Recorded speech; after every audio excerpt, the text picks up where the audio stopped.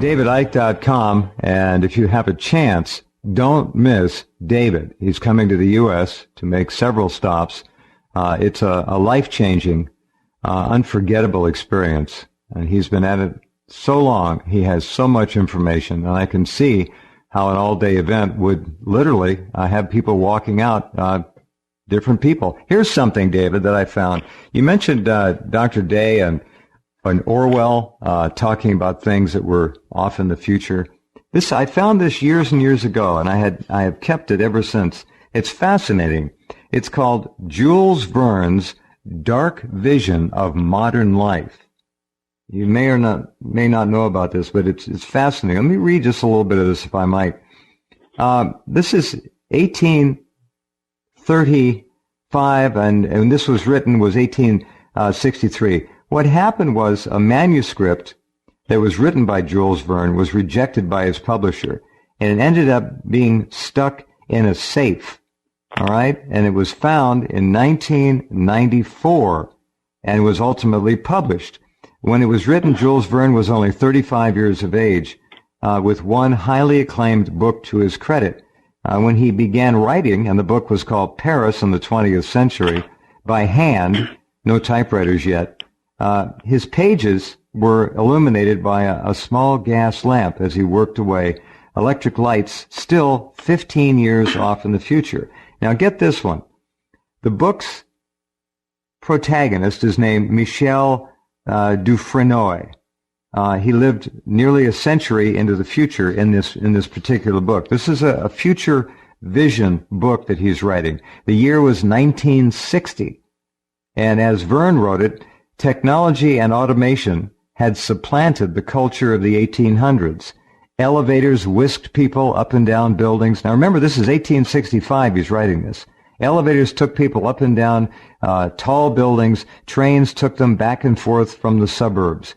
Images, he called them facsimiles, this is 1865, could be sent thousands of miles away by what he called photographic telegraph.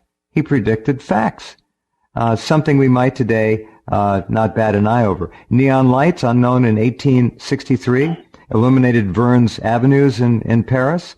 Concerts were performed in 10,000-seat auditoriums by single artists using electric amplifiers. And this is a quote now, of the innumerable cars that passed on the paved roads, most moved without horses. And he wrote this 25 years before the first prototype automobile ever appeared. He said they were propelled by an invisible force, the force of 20 or 30 horses by means of a motor run by gas combustion. Verne's heroes, however, and this is the dark side, quote, no longer stood in admiration of these marvels, end quote. He went on to say, they just quietly took advantage of them without being any happier because of their speeded pace and their American passion. One could feel the devil of money pushing them forward nonstop and without mercy. Jules Verne, 1863. Well, that was spot on, wasn't it? It's amazing how many examples come up of how the future is predicted and how different people access that future. May be different, but one key way is that that future is projected by this hidden force, and the thing that much of the alternative media is going to have to face, so a lot of it already does, is that there's a question here, which I asked 20-odd years ago. When you look at how this transformation of the world has unfolded step by step, and how people have been born, served this agenda, died, then other people have come in and served this agenda and died, and they were never going to see this thing reach its fruition.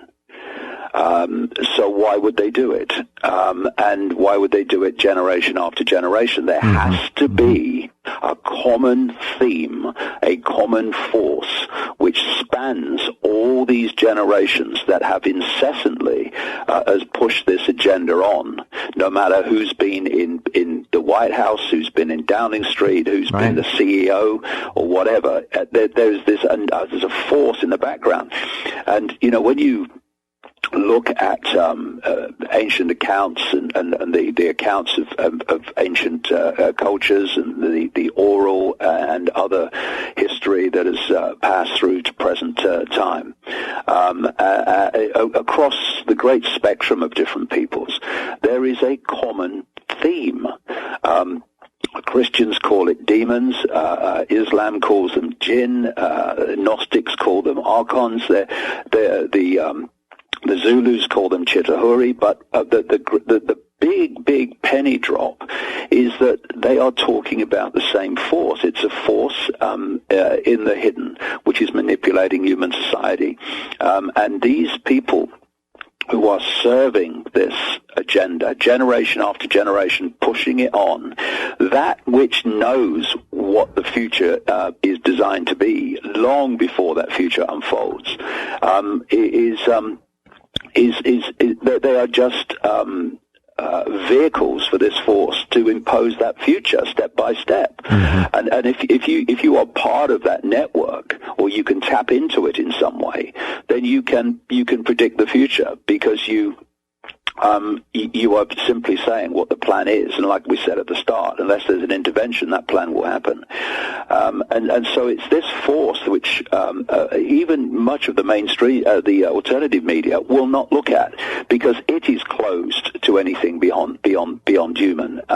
Much as the mainstream is. I mean, I've been ridiculed and dismissed for what I'm saying in these deeper levels of oh, have you ever? By the alternative media as much as I have by the mainstream, because that too is in a mind prison. It's a perception prison, and it needs to open its mind up, if we're going to really understand what's going on, to the fact there is a common force that spans these different people coming in and out, serving this agenda. What is that force? Because clearly it exists. Google is an absolute monster, just like Facebook and all these internet giants that are merely the internet outgrowth from the mainstream media of newspapers, radio, and television that we had before, controlled again by the same networks. And as newspapers fall in terms of their circulations and will eventually go out of business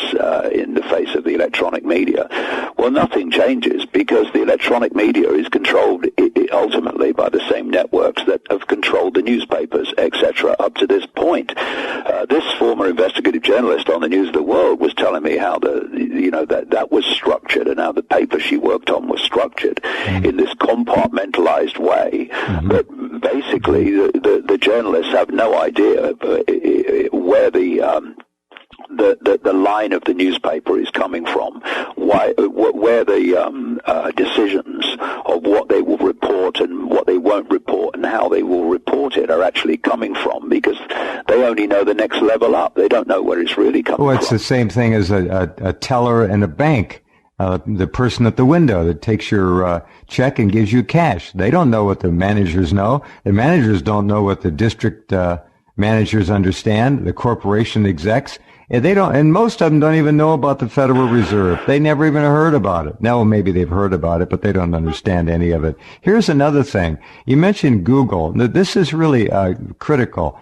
Google, I've been saying for a long time, Google is God, lowercase. Google is God. Google is such an enormous monstrosity on the planet. It is so evil. Google, just so you know, ladies and gentlemen, Google workers had 427 meetings at the White House over the course of Obama's 7.5 years in office, averaging more than one a week. Why? Ask yourself, why 427 meetings at the White House? What's going on with Google? There you go.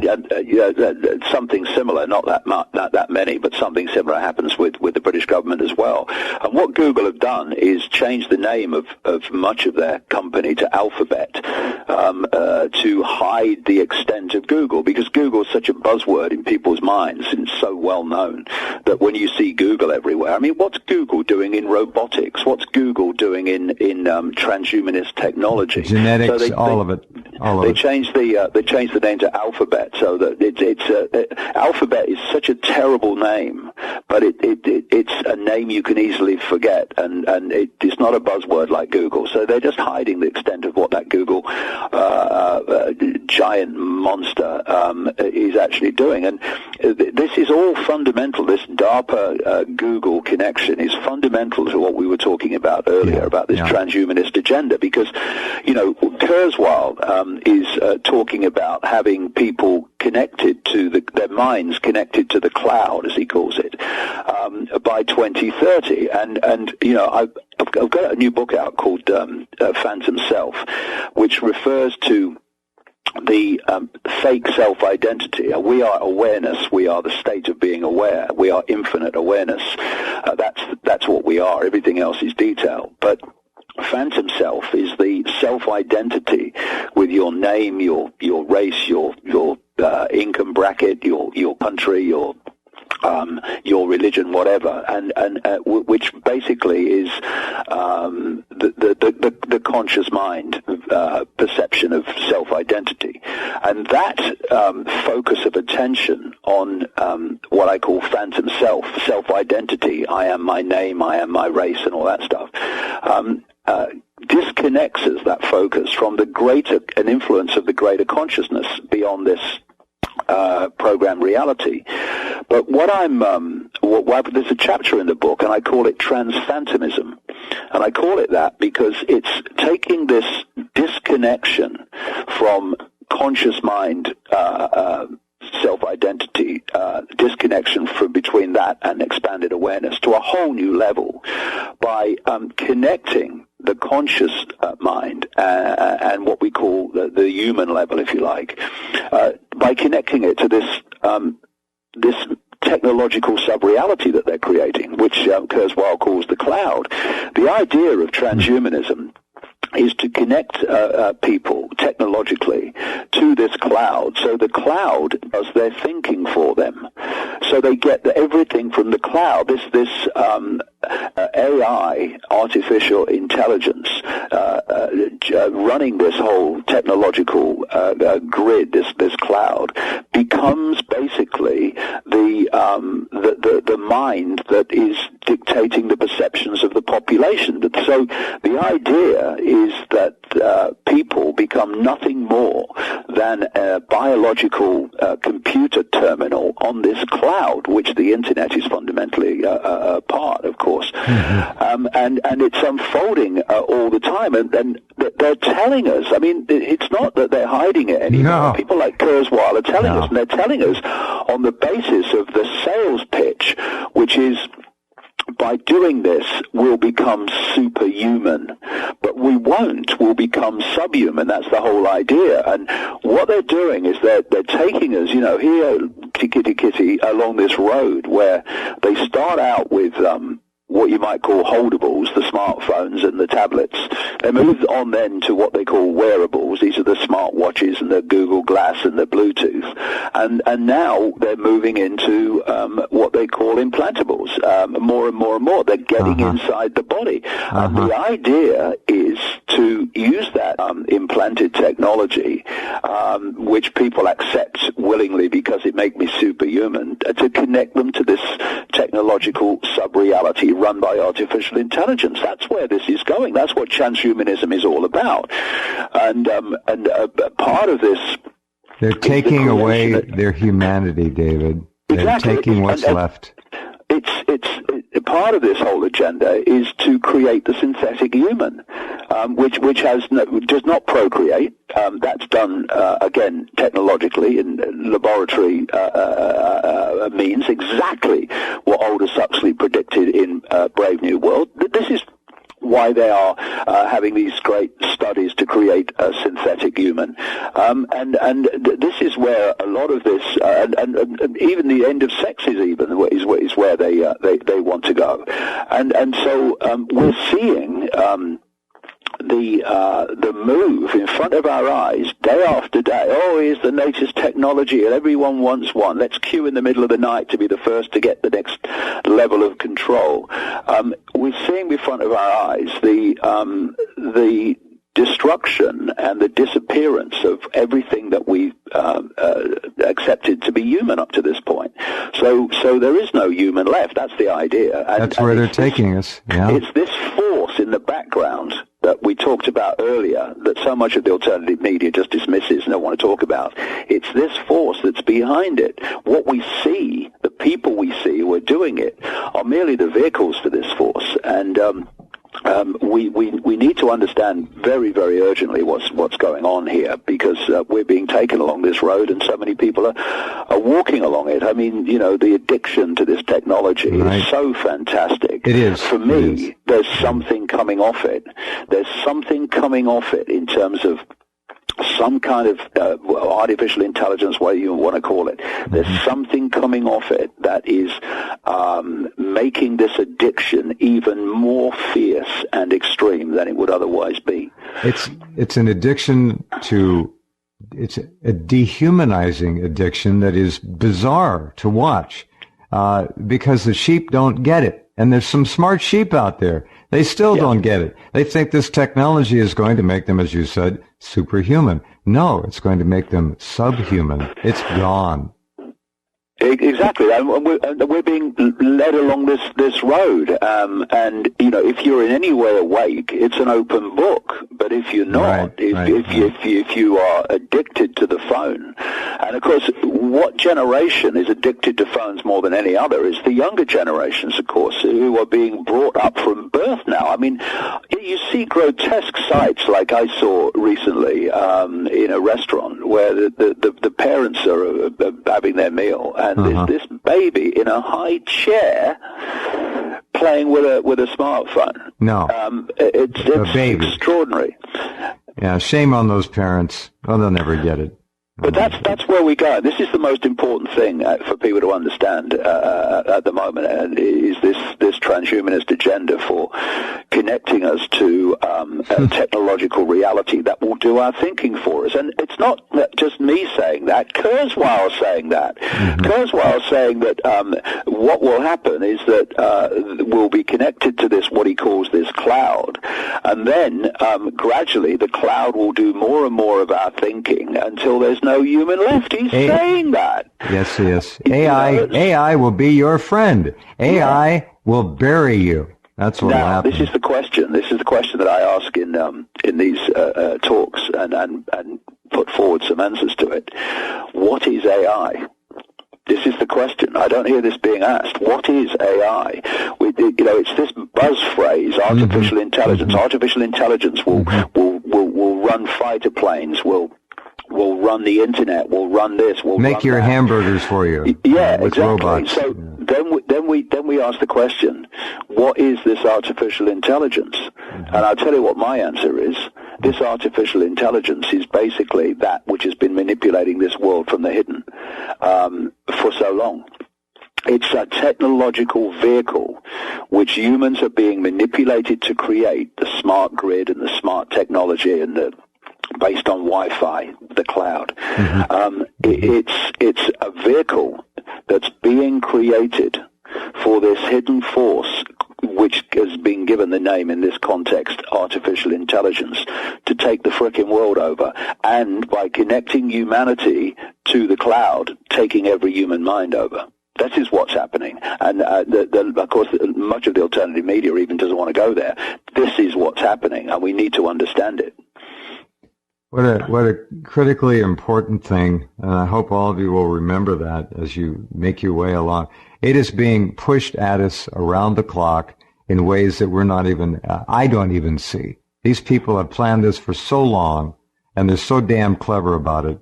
And there are, of course, EMF issues, embedded frequencies in every kind of electronic medium that can be used. I believe personally that the electric grid, David, is being used as a vehicle to put frequencies that will influence the masses. We're surrounded by wiring in our homes.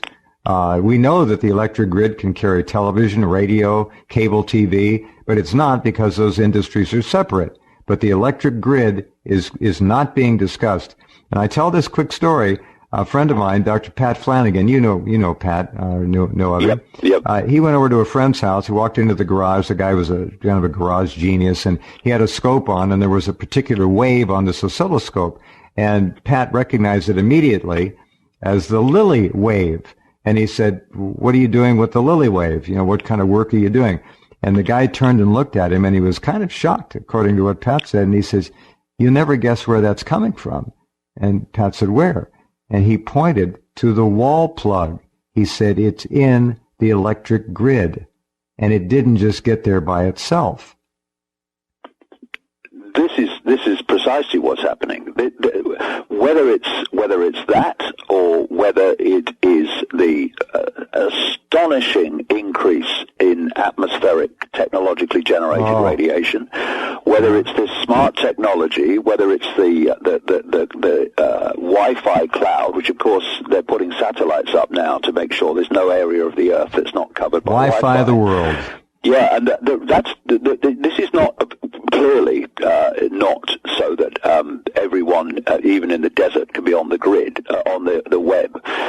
It's because the cloud is the technological sub-reality in all its various forms, including the electrical grid, and therefore they need to make sure no one can escape anywhere from the cloud, which they are designed to be connected to. This is what's happening. We're seeing a whole sub-reality being created, which humanity is planned to be tapped into, and therefore the ability to expand your awareness beyond that cloud will then be closing in on near impossible. That's the idea, and that is what's happening in front of our eyes all the time as this technological society goes on moving. And if you've got to connect the dots. You've got to connect the dots with it, and then you see the picture. If you just see it in isolation, it's just this technological madness